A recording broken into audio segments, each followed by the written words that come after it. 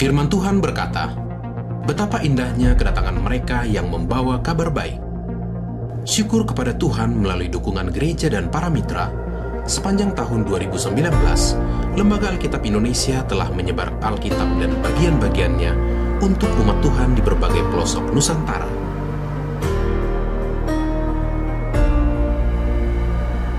Saya ini orang buta, tidak sekolah. Tapi kerinduan saya ini saya punya senjata. Terus terima dengan buat tangan. Saya terima berkat besar. Saya senang.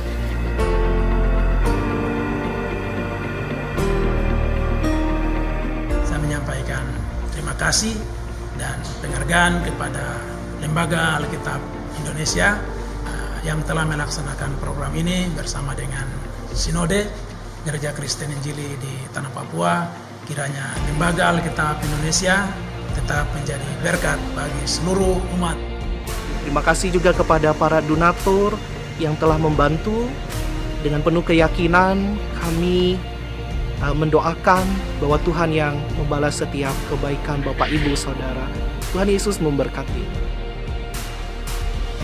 Untuk tahun 2020, LAI kembali mengajak gereja-gereja dan umat Kristiani di seluruh Indonesia untuk mendukung hadirnya Alkitab dan bagian-bagiannya bagi saudara-saudara kita di wilayah pulau-pulau di sekitar Riau, Sekadau, Dayak Iban, Kota Baru, Miangas, Tagulandang, Laoje, Kolaka, Kolaka Utara, Konawe, Konawe Selatan, Toraja, Kupang, Sabu, Halmahera Selatan, Dogiai, Asmat, dan Komoro.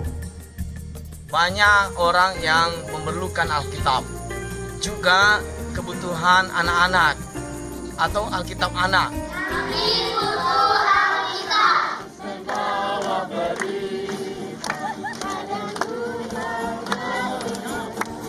Saya mengajak para sahabat dan donatur semuanya dari seluruh Indonesia untuk menyisihkan berkat yang Tuhan sudah berikan kepada kita, sehingga Lembaga Alkitab Indonesia boleh terus melaksanakan program yang sangat menarik ini, yaitu Satu Dalam Kasih. Sehingga anak-anak Tuhan yang ada di pelosok Nusantara boleh membaca, boleh bertumbuh, dan boleh mengenal Tuhan melalui Alkitab ini.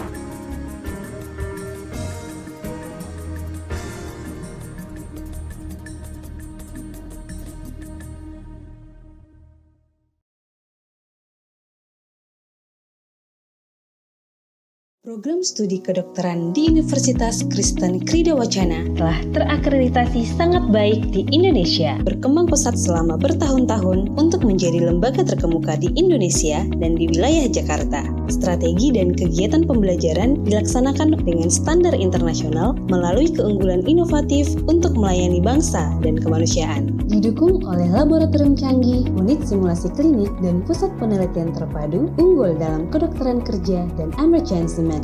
Memiliki fasilitas gedung dan ruang kuliah yang sangat nyaman. Memiliki fasilitas AC, komputer, LCD, internet, serta kantin yang modern. Dilengkapi auditorium yang megah dan fasilitas olahraga yang baik. Program studi kedokteran UKRIDA juga telah menjalin berbagai kerjasama, baik lokal dan internasional. Temukan kehidupan kampus yang memadukan ilmu pengetahuan, profesionalitas, dan kemajuan teknologi dalam lingkungan kampus yang nyaman, penuh kebersamaan dan kekeluargaan.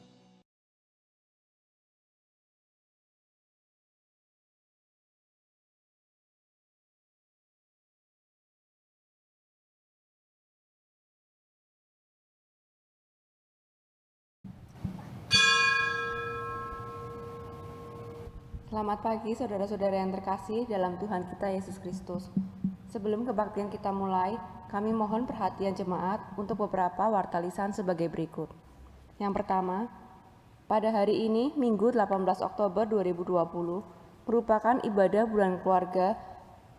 Pelayan firman Tuhan pada kebaktian online ini dilayankan oleh Pendeta Emeritus Daniel Susanto. Majelis Jemaat mengucapkan terima kasih atas pelayanannya. Ibadah minggu depan, tanggal 25 Oktober 2020, dilaksanakan secara online lewat YouTube pukul 9 dan pelayan firman dilayankan oleh Pendeta Iwan Triwahyudi dari GKI Samanhudi. Kelas katekisasi online tahun 2020 akan diselenggarakan pada hari Jumat, tanggal 23 Oktober 2020 dengan tema GKI Puri Indah, dimulai pada pukul 19.30, dibawakan oleh Pendeta Cipto Martalu Sapangi dan Penatua Lukas Widianto. Pencalonan penatua. Sangat diharapkan jemaat bisa berpartisipasi memberikan usulan nama-nama bakal calon penatua baru yang mempunyai kerinduan untuk melayani dan bersama-sama membangun GKI Puri Indah. Formulir pengajuan dapat dikirim selambat-lambatnya 25 Oktober 2020 melalui formulir yang tersedia di Sekretariat Gereja, email ke majelisgkipuri@gmail.com, mengisi formulir melalui link di bawah ini, melalui WA 0816 850 493 kepada Penatua Bangun Raharjo. Keterangan lebih lanjut dapat dibaca dalam Warta Jemaat Online. Berikut adalah presentasi dari tim pengembalian dana pinjaman jemaat dan sertifikat layak fungsi. Selamat pagi Bapak, Ibu, dan Saudara yang terkasih. Saya Ferdinand dari tim pengembalian dana pinjaman jemaat menyampaikan laporan untuk periode September 2020. Foto yang di kanan atas adalah saat topping off 8 September 2 tahun yang lalu. Sedangkan yang di bawah adalah lokasi yang sama yang udah jadi. Puji Tuhan, selama bulan September ada persembahan yang masuk sehingga terkumpul dana untuk mengembalikan pinjaman sebesar 100 juta rupiah. Dengan demikian, sisa pinjaman yang masih harus dikembalikan sebesar 300 juta rupiah. Laporan keuangan untuk periode 1 sampai 30 September 2020, saldo awal ada 115.911.000. Persembahan yang masuk 94.425.000.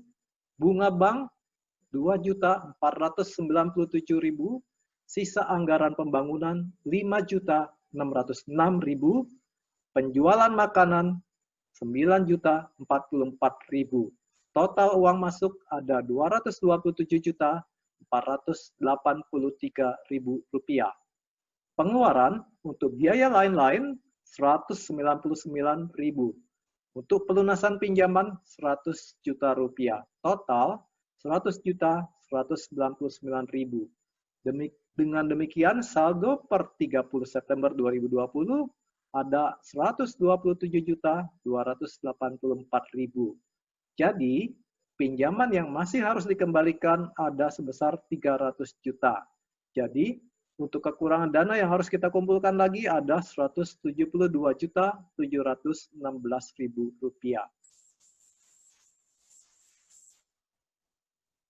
Kami mengucapkan terima kasih atas dukungan jemaat dan simpatisan untuk memberikan persembahan dengan cara transfer ke rekening Sinode GKI, QQ STI GKI Puri Indah, BCA nomor 288313905. Atau transfer dapat dilakukan melalui aplikasi OVO, GoPay, Dana, Link Aja, Shopee Pay, dan Mobile Banking dengan men-scan QRIS di samping ini.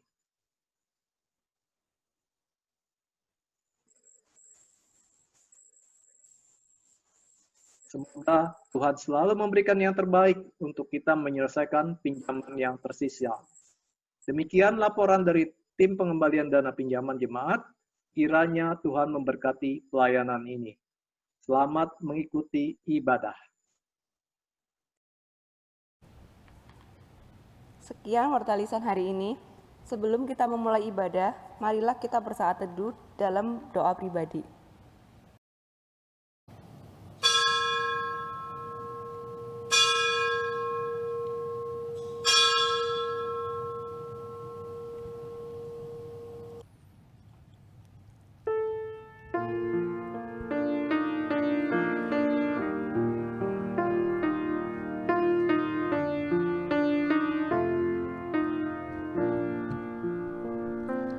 Keluarga keluarga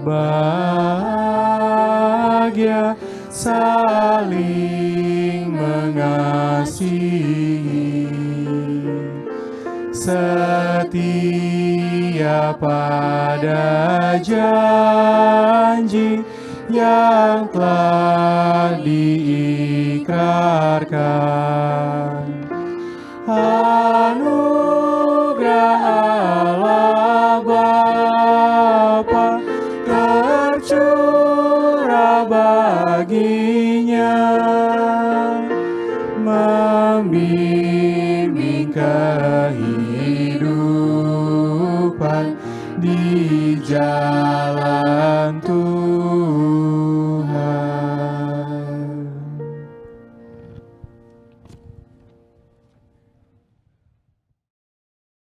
Sebagai sebuah keluarga, pagi ini kami datang berbakti, memuji Tuhan kami dengan penuh sukacita, mempersiapkan hati kami, menyuarakan pujian kami kepadamu. Ayah, ibu, dan anak-anak bersama memuliakan namamu, melantunkan pujian dengan iringan musik. Dengan bangkit berdiri, mari kita menyanyikan lagu Kidung Jemaat 10, bait pertama dan keempat. Pujilah Tuhan Sang Raja.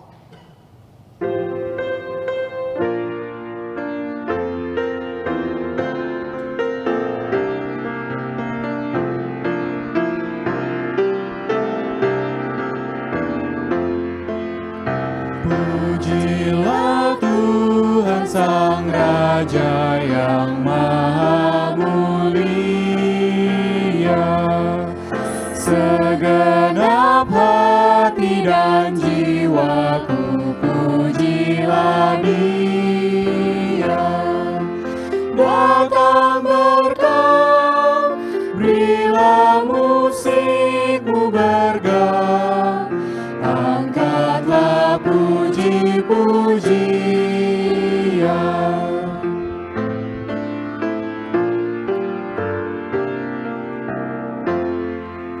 Pujilah Tuhan yang dapat dan mau melakukan, jauh melebihi doamu dan yang kau rindukan. Ingat teguh, Ia berkuasa penuh, kasih-Nya terus kau temukan.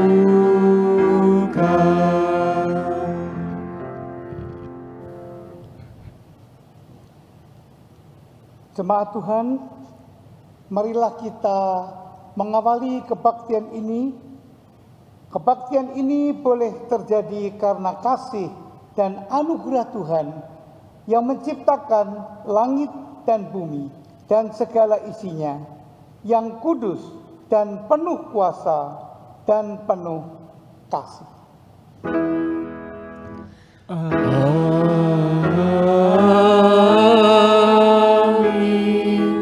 Amin.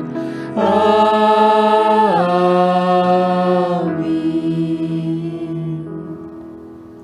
Tuhan beserta saudara. Dan beserta saudara juga.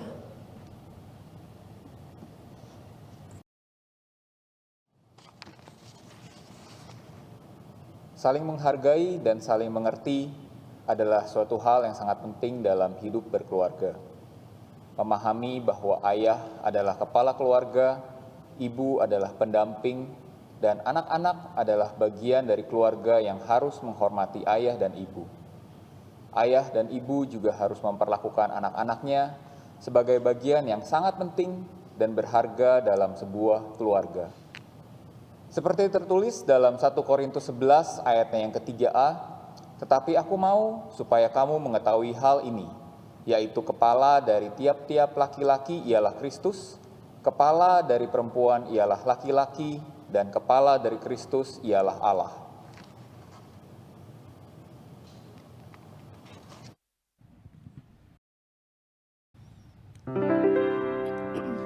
Alangkah baik dan indah jikalau Tuhan beserta, sejahtera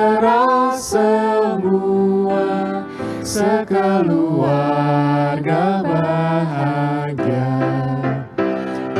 Inilah rumah kami, rumah yang damai dan senang.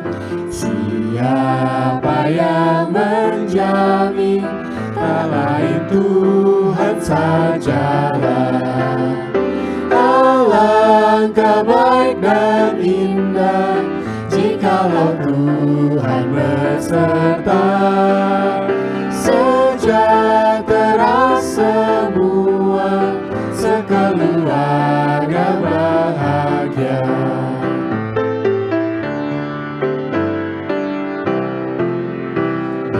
Betapalah mesranya ayah dan ibu contohnya. Semua anak-anak ikut teladan tindaknya.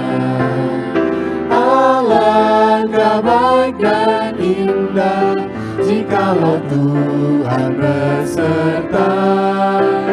Sejahtera semua, sekeluarga bahagia.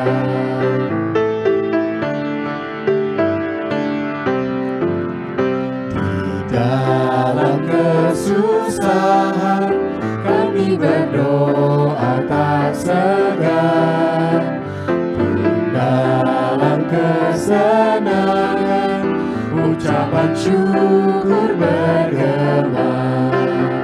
Alangkah baik dan indah jikalau Tuhan beserta. Sejahtera semua, sekeluarga bahagia.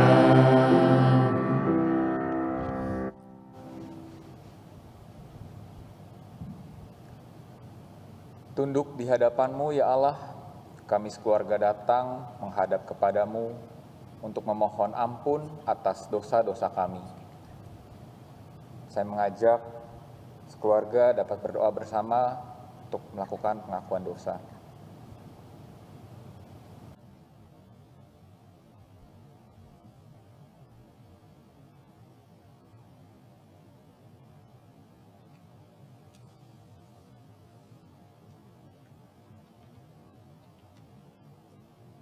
Kepadamu ya Tuhan, kami memohon ampun atas dosa-dosa kami. Dengarkanlah permohonan kami ini. Amin.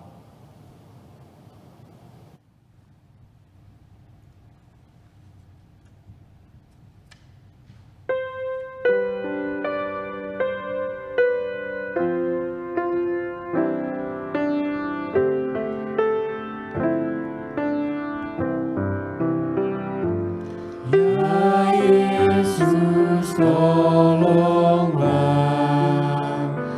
hapuskan dosaku,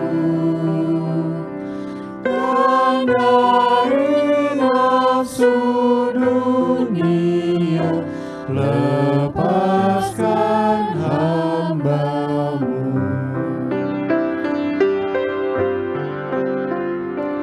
Ya Yesus, dengarlah seruan hatiku, angkapi aku yang lemah sebagai laskar-Mu.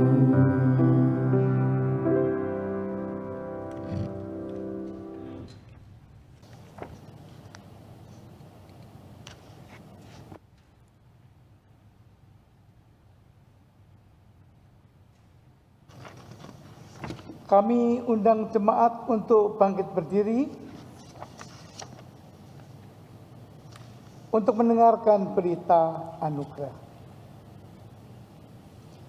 Ketika kita datang dengan sepenuh hati dan sungguh menyesal atas semua dosa-dosa kita, Allah selalu bersedia mengampuni seluruh dosa-dosa kita. Seperti tertulis dalam Yesaya 1 ayat 18, marilah, Baiklah kita berpekara firman Tuhan.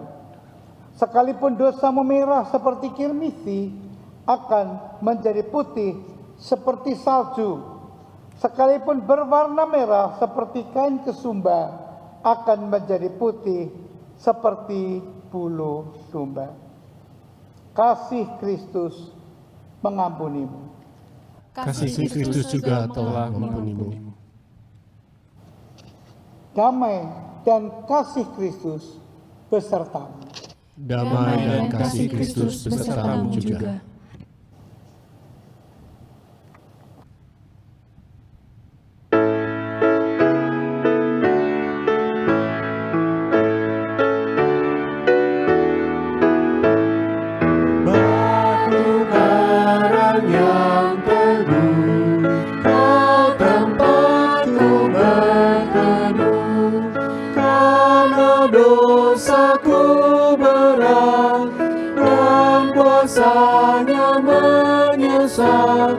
Oh, bersihkan diriku oleh darah lambungmu.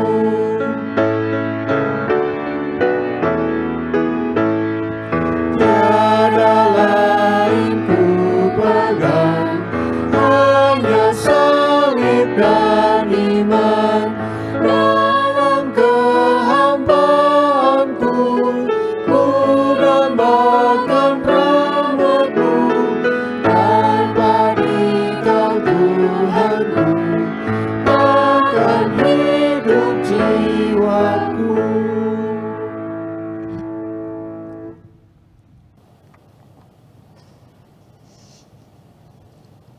Jemaat Tuhan, sebentar lagi kita akan membaca Alkitab dan merenungkan firman Tuhan. Marilah sebelumnya kita berdoa, mohon pimpinan Roh Kudus bagi pemberitaan firman Tuhan pada hari ini. Mari kita berdoa. Kami bersyukur kepadamu ya Tuhan, karena kami boleh datang dan berbakti kepadamu. Di tengah-tengah keterbatasan karena pandemi Corona-19 ini, kami tetap bisa beribadah di rumah kami masing-masing. Dan kami pada saat ini, di dalam ibadah kami juga ingin mendengarkan firman Tuhan. Kiranya Tuhan berkenan untuk menolong kami, membuka hati dan pikiran kami, agar kami boleh memahami akan maksud Tuhan melalui firman. Persiapkanlah jemaat-Mu Tuhan untuk mampu mendengarkan dan melaksanakan firman Tuhan. Dan tolonglah hamba-Mu ini dengan segala keterbatasannya, Tuhan layakkan, Tuhan pakai agar ia boleh menyampaikan firman yang sesuai dengan kehendak-Mu. Bapa yang Maha Kasih, sekarang berfirmanlah kepada kami, karena kami anak-anak-Mu telah siap untuk mendengarkan dan melaksanakannya. Kami berdoa di dalam nama Tuhan Yesus Kristus. Amin.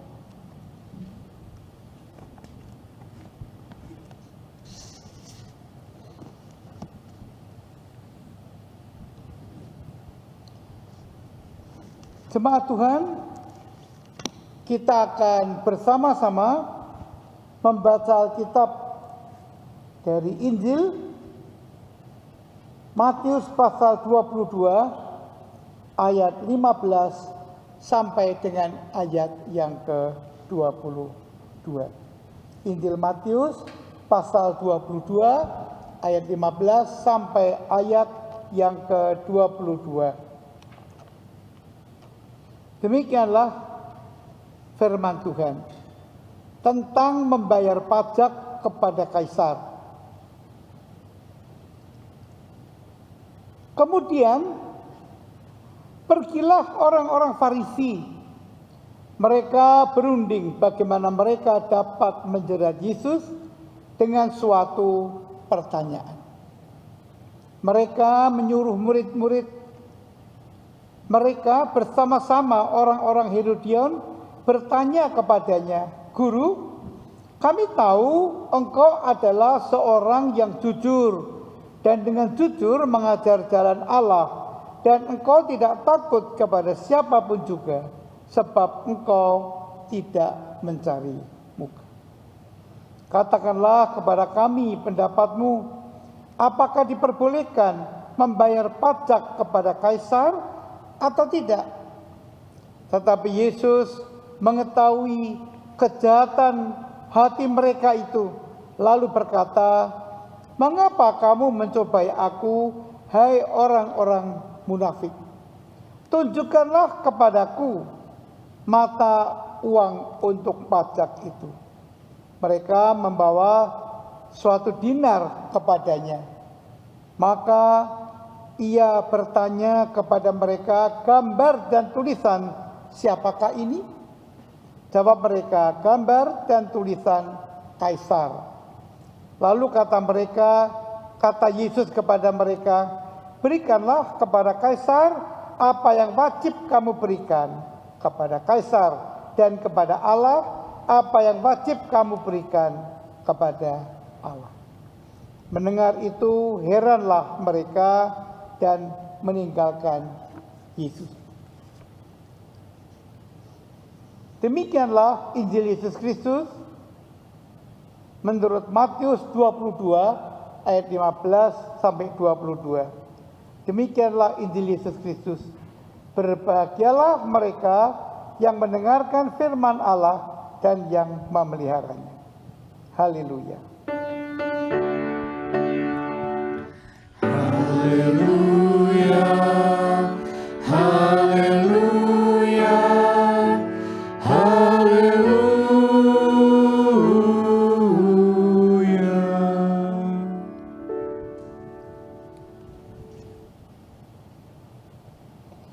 Saudara-saudara yang kami kasihi, banyak orang berpikir bahwa kekuasaan itu hanyalah dimiliki oleh para pejabat atau orang-orang yang punya kedudukan tinggi saja.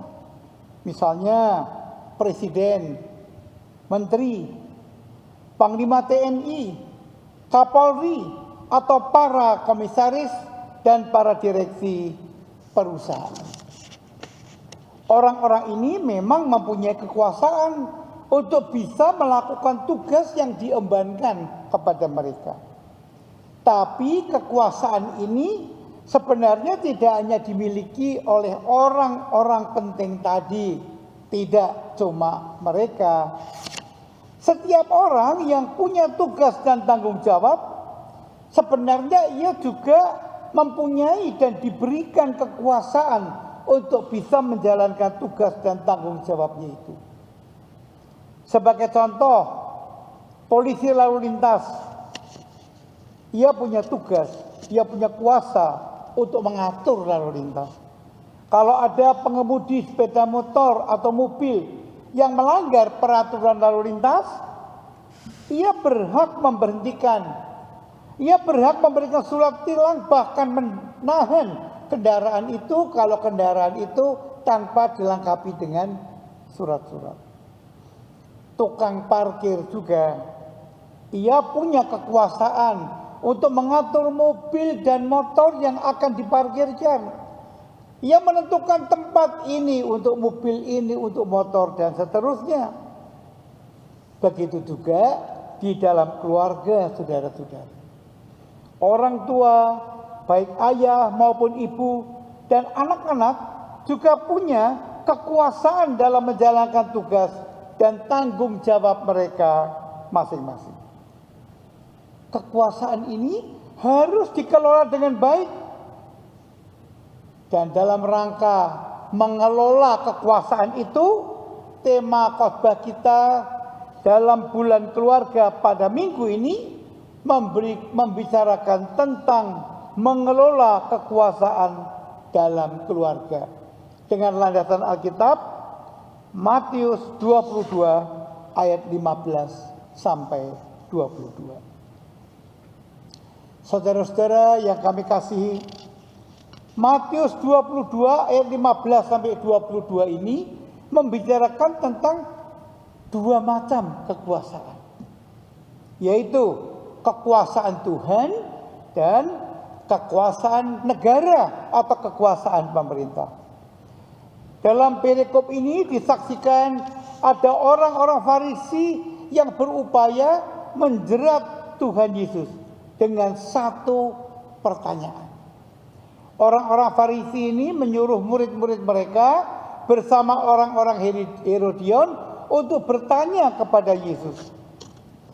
Mula-mula orang-orang ini memuji Tuhan Yesus dan berkata, "Guru, kami tahu Engkau adalah seorang yang jujur dan dengan jujur mengajar jalan Allah, dan Engkau tidak takut kepada siapapun juga, sebab Engkau tidak mencari muka." Sesudah itu mereka bertanya, "Katakanlah kepada kami pendapatmu, apakah diperbolehkan atau tidak membayar pajak kepada Kaisar?" Pertanyaan orang-orang ini sebenarnya merupakan jebakan bagi Tuhan Yesus. Saudara-saudara, tidak tulus, tidak murni. Mengapa begitu? Sebab kalau Yesus berkata boleh, Yesus akan dibenci dan dimusuhi orang-orang Yahudi, sebab mereka tidak suka membayar pajak kepada Kaisar sebagai penjajah pada waktu itu. Namun kalau Yesus mengatakan tidak, ia bisa ditangkap oleh pemerintah Romawi, sebab Yesus melawan peraturan pemerintah Romawi pada waktu itu. Saudara-saudara, Tuhan Yesus tidak mau terjebak dengan pertanyaan orang-orang ini. Orang-orang ini bermaksud jahat, mau menjatuhkan Yesus. Karena itu Yesus berkata kepada mereka, "Mengapa kamu mencobai aku, hai orang-orang munafik? Coba tunjukkanlah kepadaku mata uang untuk pajak itu." Lalu mereka membawa 1 dinar kepadanya. Lalu Yesus bertanya kepada mereka, "Gambar dan tulisan siapakah ini yang ada dalam uang itu?" maksudnya. Jawab mereka, "Gambar dan tulisan Kaisar." Lalu kata Yesus kepada mereka, "Berikanlah kepada Kaisar apa yang wajib kamu berikan kepada Kaisar, dan berikanlah kepada Allah apa yang wajib kamu berikan kepada Allah." Tuhan Yesus ternyata menjawab pertanyaan orang-orang ini dengan sangat bijaksana. Ia tidak dapat dijebak oleh pertanyaan mereka. Pada waktu yang sama Yesus juga mengajarkan kepada orang-orang ini bahwa mereka juga punya peran dan tanggung jawab kepada negara dan kepada Tuhan. Sebagai warga negara yang baik, mereka harus melakukan peran dan tanggung jawab mereka kepada negara. Namun sebagai umat Tuhan, mereka juga harus melakukan peran dan tanggung jawab mereka kepada Tuhan. Keduanya tidak bertentangan dan keduanya harus mereka lakukan dengan baik dan benar. Melalui kata-kata Tuhan Yesus ini kita bisa melihat bagaimana sikap Tuhan Yesus terhadap kekuasaan Allah dan kekuasaan manusia, dalam hal ini kekuasaan pemerintah. Tuhan Yesus menjunjung tinggi kekuasaan Allah. Ia mengharapkan pengikut-pengikutnya, termasuk kita sekalian, untuk taat kepada Allah.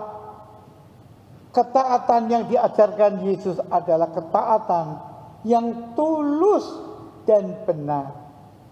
Ini tidak sama dengan ketaatan para pemimpin agama pada waktu itu. Mereka menjalankan ketaatan sih terhadap hukum-hukum agama. Untuk apa? Untuk bisa menjatuhkan Yesus. Mereka taat dengan maksud jahat, yaitu untuk menjebak dan mencelakakan orang lain. Tuhan Yesus juga sangat menghargai kekuasaan pemerintah, saudara-saudara. Karena itu ia mengajarkan agar pengikut-pengikutnya juga membayar pajak kepada pemerintah. Karena melalui pajak itu pemerintah akan memakainya, mengelolanya untuk kepentingan bangsa atau rakyat yang dipimpinnya. Sebenarnya sikap orang Kristen sangat menghargai dan menghormati kekuasaan pemerintah. Dalam Roma 13 ayat 1 dan 7 disaksikan tentang kepatuhan kepada pemerintah. Dalam ayat 1 dikatakan tiap-tiap orang harus takluk kepada pemerintah yang ada di atasnya. Sebab tidak ada pemerintah yang tidak berasal dari Allah. Dan pemerintah-pemerintah yang ada ditetapkan oleh Allah. Karena pemerintah berasal dari Allah dan ditetapkan oleh Allah, maka kita harus patuh kepada pemerintah. Apalagi pemerintah itu dikatakan hamba Allah untuk kebaikan kita. Namun di pihak lain, dalam menjalankan kekuasaannya, pemerintah juga harus melakukannya dengan baik dan penuh tanggung jawab sesuai dengan maksud Allah yang mengutusnya. Saudara-saudara yang kami kasih, sebenarnya kekuasaan tertinggi ada di dalam tangan Tuhan. Kekuasaan Tuhan sangat besar. Kekuasaan ini ia nyatakan ketika ia menciptakan dan memelihara semesta alam ini sampai saat ini, bahkan sampai pada masa yang akan datang. Kekuasaan Tuhan yang besar ini pernah dialami oleh orang-orang yang percaya kepadanya. Kita pun pernah mengalaminya. Mungkin saudara-saudara dan saya juga pernah mengalami ketika kita membawa persoalan kita kepada Tuhan. Ketika persoalan hidup yang berat muncul, atau ketika terjadi malapetaka yang besar dalam hidup ini, atau ketika penyakit yang parah menimpa hidup kita atau keluarga kita. Bukankah pada saat-saat yang sulit seperti itu, Tuhan akan datang dan menolong kita dengan kuasa-Nya. Sebab dengan kuasa Tuhan, apa yang tidak mungkin dilakukan manusia mungkin terjadi karena kuasa Tuhan. Saudara-saudara jemaat, walaupun kekuasaan Tuhan begitu besar, Tuhan berkenan memberikan sebagian, menganugerahkan sebagian dari kuasanya ini kepada kita semua. Kekuasaan Tuhan diberikan kepada kita dan ada juga di dalam keluarga kita. Pertanyaan kita, untuk apa Tuhan memberikan kekuasaan itu kepada kita di dalam keluarga kita? Untuk memungkinkan kita mengatur agar keluarga kita bisa hidup dengan bahagia, damai, dan sejahtera. Dalam keluarga ini ada orang tua, ada ayah, ada ibu, ada anak-anak. Mereka semua mempunyai kekuasaan menurut porsi masing-masing. Sebagai contoh, orang tua mempunyai kekuasaan untuk mengatur keuangan keluarga. Ayah dan ibu bertanggung jawab untuk memenuhi kebutuhan ekonomi keluarga. Anak-anak juga punya kekuasaan untuk bisa menjalankan tugas hidup mereka. Dan semua kekuasaan dalam keluarga ini perlu dikelola dengan baik. Untuk mengelola kekuasaan dalam keluarga, kita harus memperhatikan beberapa prinsip utama. Pertama, pengelolaan keluarga harus didasarkan pada firman Tuhan. Firman Tuhan harus menjadi landasan utama bagi kehidupan keluarga kita. Jadi, saudara-saudara, ayah tidak bisa menjalankan kuasanya menurut kemauannya sendiri, mentang-mentang dia bekerja dan mencari nafkah. Ibu tidak bisa berbuat semaunya. Begitu juga dengan anak-anak. Mereka tidak bisa berbuat sekehendak hati mereka sendiri. Semuanya harus dilakukan bersama-sama seturut dengan kebenaran firman Tuhan. Jadi firman Tuhan adalah patokan utama. Kedua, pengelolaan kekuasaan dalam keluarga harus dijalankan di dalam kasih.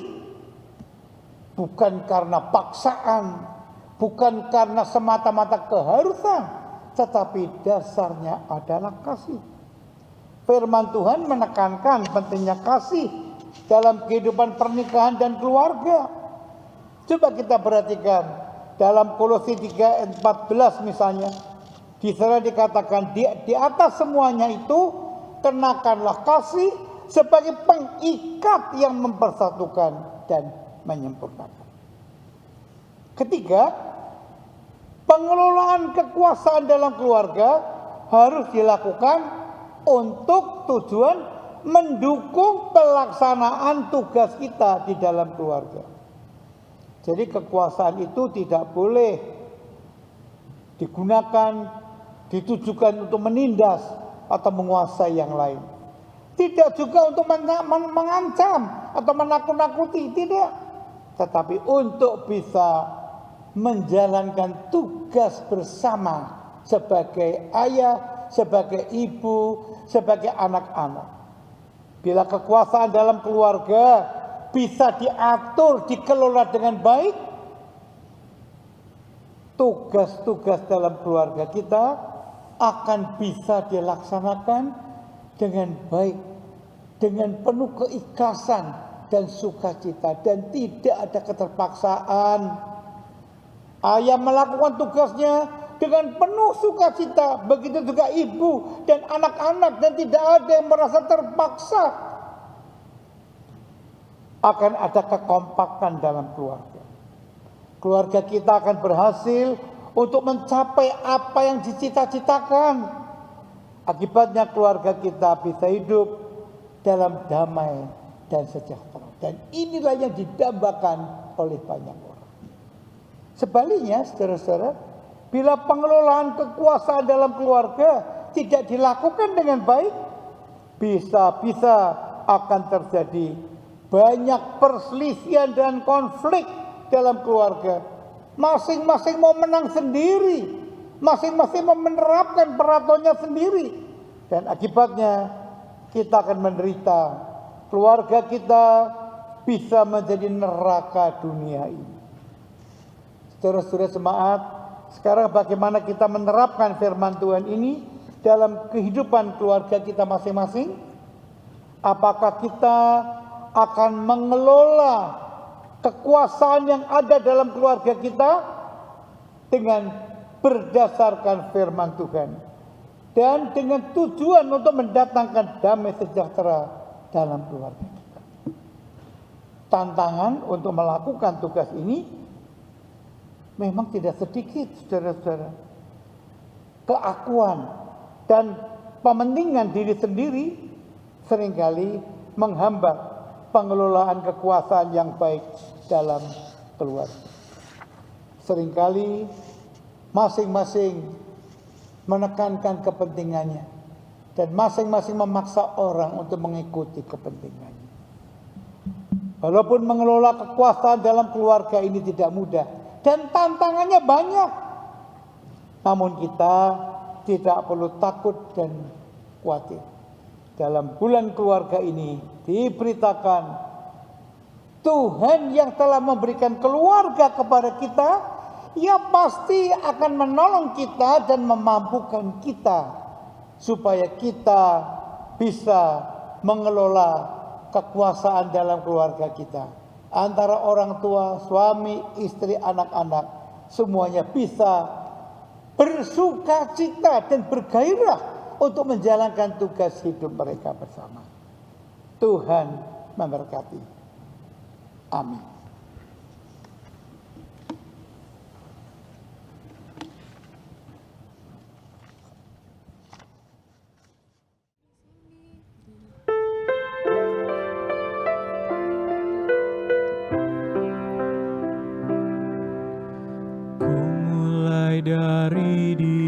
sendiri untuk melakukan yang terbaik. Ku mulai dari diri sendiri, hidup jujur dengan hikmat Tuhanku. Tekadku Tuhan, mengikut-Mu selama hidupku, berpegang teguh kepada iman dan percayaku.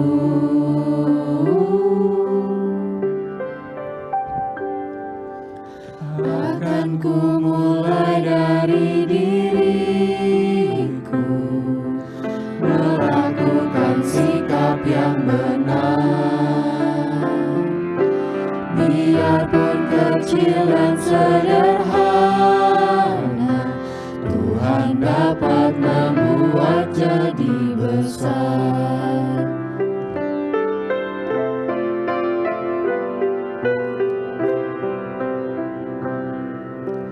Ku mulai dari keluargaku, menjadi pelaku firman-Mu, selalu mendengar tuntunan Tuhan, berserah pada rencana kasih-Mu. Kadang-kadang lain jawaban Tuhan atas doaku, ku pegang teguh, Tuhanku memberikan yang terbaik.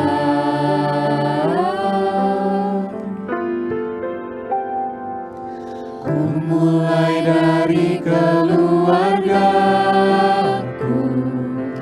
hidup memancarkan kasih-Mu. Walau ku lemah dan tidak layak, kuasa Tuhan menguatkan diriku. Tekadku Tuhan, mengikut-Mu selama hidupku, berpegang teguh kepada iman dan percayaku.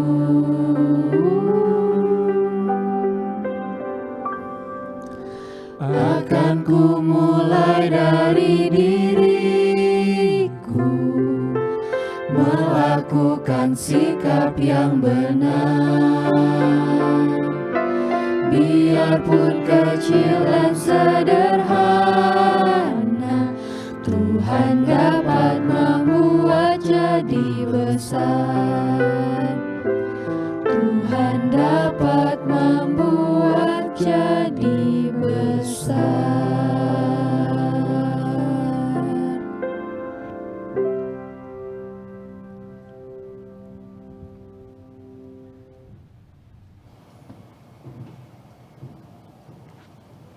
Marilah kita bersama mengikrarkan iman percaya dengan menyanyikan Kidung Jemaat 280.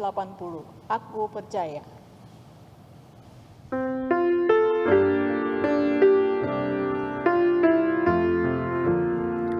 Aku percaya Allah yang kekal, yang oleh sabda kita kenal, Bapa pencipta alam semesta, yang mengasihi manusia. Aku percaya Putra Tunggalnya yang disalibkan di Golgota, yang dari kubur bangkit dan menang, naik ke sorga dalam terang. Aku percaya pada Roh Kudus yang mendiami kita terus. Aku percaya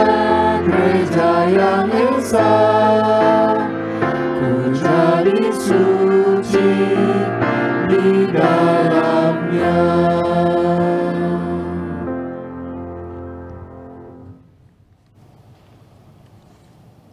Mari kita menaikkan doa syafaat. Tuhan, kami bersyukur kepadamu kalau Engkau memberikan kami keluarga. Apakah kami sebagai ayah, ibu, anak-anak, kami bersyukur Tuhan atas karunia Tuhan yang indah ini.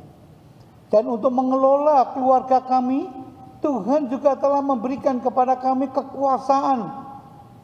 Dan ajarkanlah kami untuk bisa menggunakan kekuasaan itu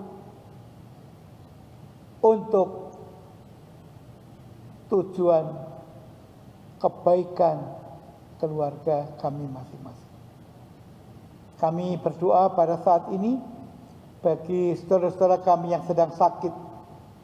Kiranya Tuhan berkenan menyembuhkan mereka. Kami doakan saudara-saudara kami yang sedang terkena virus COVID-19. Tuhan kiranya mendampingi dan menyembuhkan.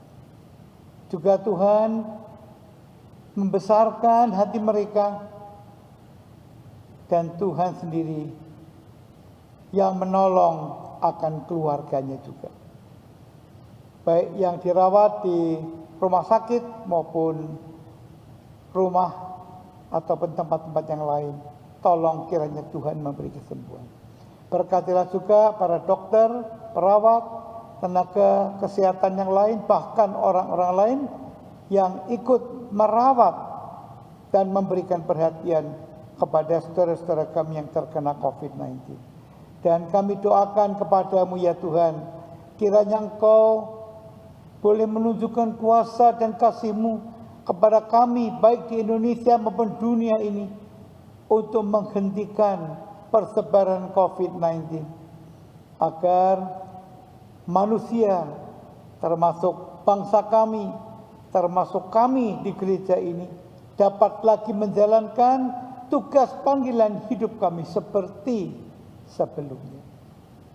Kami berdoa Tuhan memberkati tenaga dokter, perawat, semua orang yang melakukan pemeliharaan kepada orang-orang sakit dan orang-orang yang menderita. Kami berdoa pada saat ini bagi orang-orang yang sedang bergumul karena penyakit atau karena persoalan, baik persoalan keluarga, persoalan masa depan, pekerjaan Tuhan, karena saat ini banyak yang mengalami pemutusan hubungan kerja. Tolonglah Tuhan dan ajarkanlah kami sebagai umat-Mu untuk ikut berpartisipasi di dalam melakukan pelayanan untuk menolong mereka. Kami berdoa bagi gereja Tuhan di seluruh muka bumi, berkatilah umat manusia. Berikanlah damai sejahtera Tuhan bagi umat manusia di dunia ini. Kami doakan bagi para peneliti dan para ahli untuk bisa mendapatkan nanti obat yang pas untuk COVID-19 dan juga vaksin. Kami mohon pimpinan. Kami berdoa pada saat ini bagi bangsa-bangsa di seluruh muka bumi, berkatilah mereka. Kami juga doakan bangsa kami Indonesia ini, Tuhan biar Kau memberkati, mulai dari presiden dan wakil presiden, para menteri, para pejabat yang lain, sampai yang ada di pelosok-pelosok tanah air. Berkatilah mereka, berikanlah damai dan sejahtera bagi bangsa kami.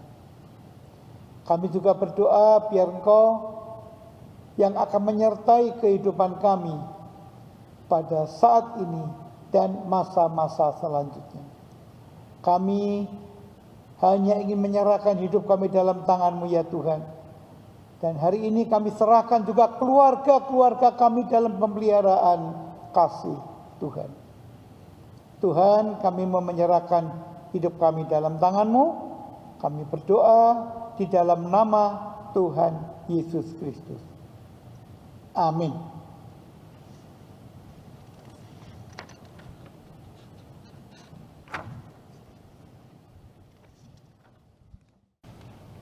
Sekeluarga datang bersyukur kepada Tuhan, mempersiapkan persembahan kepadanya.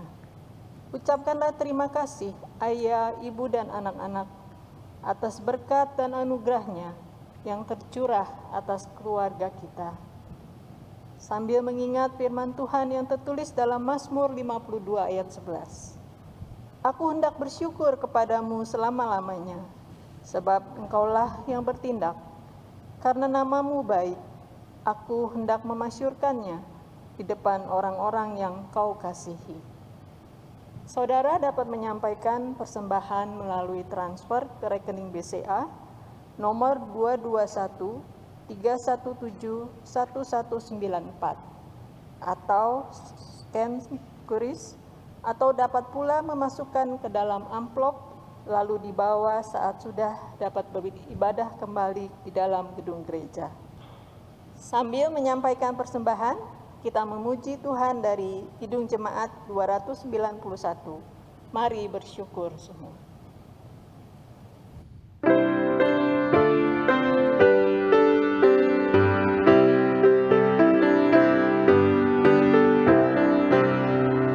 Mari bersyukur semua atas kebajikan Tuhan, kasih perjanjiannya sungguh nyata selamanya.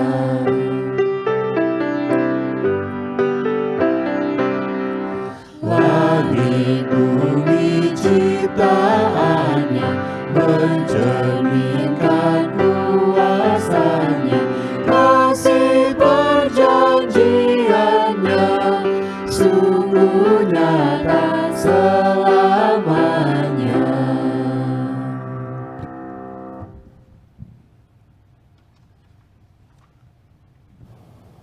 Dengan bangkit berdiri, kita akan membawa persembahan kita ini dalam doa.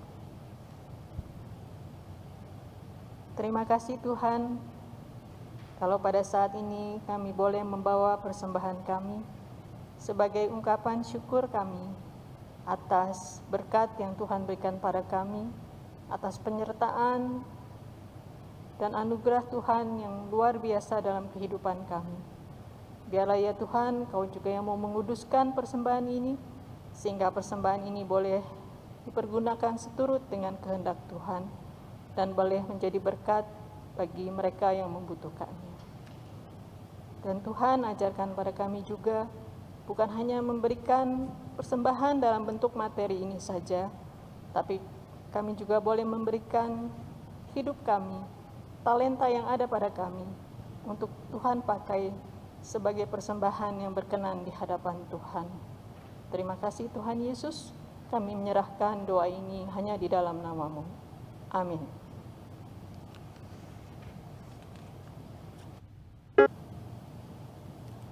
Saudara-saudara yang kami kasihi, kita bersama-sama telah merenungkan firman Tuhan yang mengajak kita untuk bisa mengelola kekuasaan dalam keluarga kita.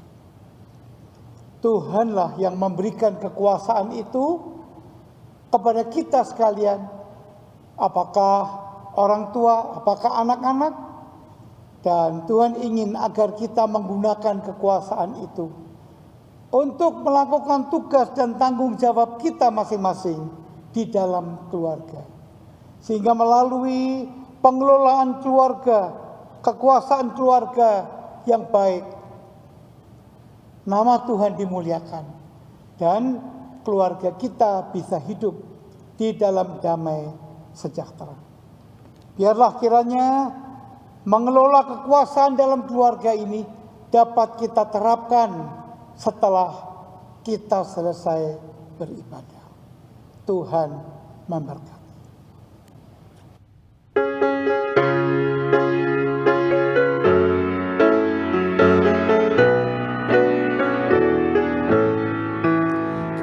keluarga hidup indah bila Tuhan di dalamnya, dengan kasih yang sempurna Tuhan pimpin langkahnya. Terima kasih padamu Tuhan, Kau pimpin kami selamanya. Segala hormat, puji dan syukur kami panjatkan kepadamu.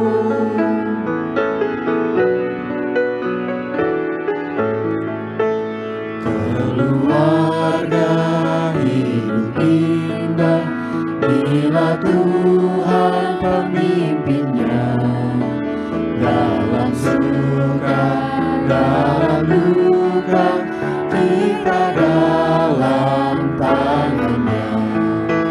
Terima kasih padamu Tuhan, Kau bimbing kami selamanya. Segala hormat, puji dan syukur kami panjatkan kepadamu. Terima kasih padamu Tuhan, Kau bimbing kami selamanya.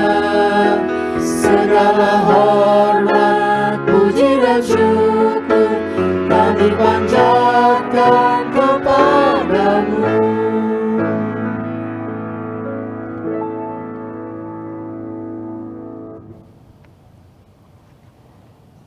Jemaat Tuhan, arahkanlah hatimu kepada Tuhan. Arahkan kami kepada Tuhan. Jadilah saksi Kristus. Syukur kepada Allah. Terpujilah Tuhan. Kini dan selamanya. Saudara-saudara yang kami kasihi, hendaknya kasih, pengertian, dan saling menghormati selalu menjadi pengikat dalam kehidupan keluarga kita, dan takut akan Allah menjadi hal yang utama. Sekarang terimalah berkat Tuhan. Tuhan memberkati engkau dan melindungi engkau. Tuhan menyinari engkau dengan wajah-Nya dan memberi engkau kasih karunia.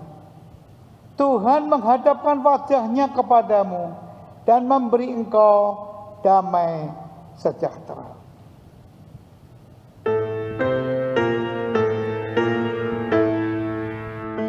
Amin, haleluya.